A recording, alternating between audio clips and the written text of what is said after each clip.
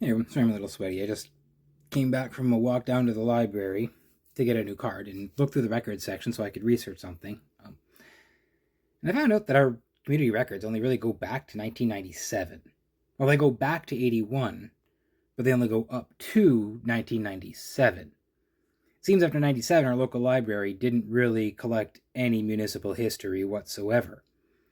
So I kind of walked around the library and I looked around and I found one of the last records we have is the amalgamation record from back in the Harris years when they amalgamated all the cities into super cities.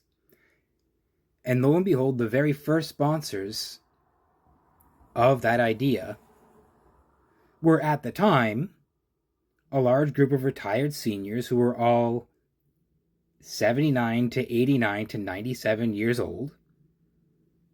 So they were already at death's door in 1997 when they organized and arranged for this whole amalgamation thing and whole transition of the economy.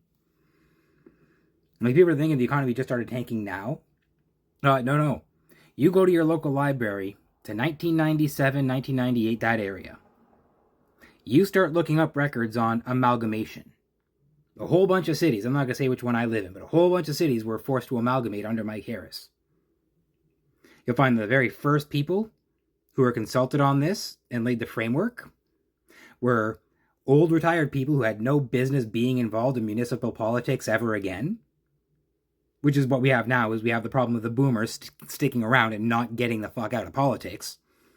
That was still a problem back in 97, and the root of the problem we have today is boomers who shouldn't be making decisions are still making decisions. The second group was the Chambers of Commerce. Who does everyone keep consulting today before making a decision? Chamber of Commerce. They consult the money cult, the cult of the people who have all the money and don't want anyone to be successful. The people who go out of their way to make us all unsuccessful so that they can make more money from us. They don't consult with regular Canadians. They don't do town halls. They don't get our feedback. They only go to the Chamber of Commerce and ask those people what they want. And again, there's direct proof. You go back to your municipal records.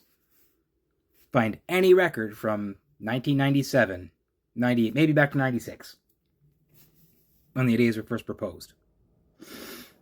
You do your research on amalgamation.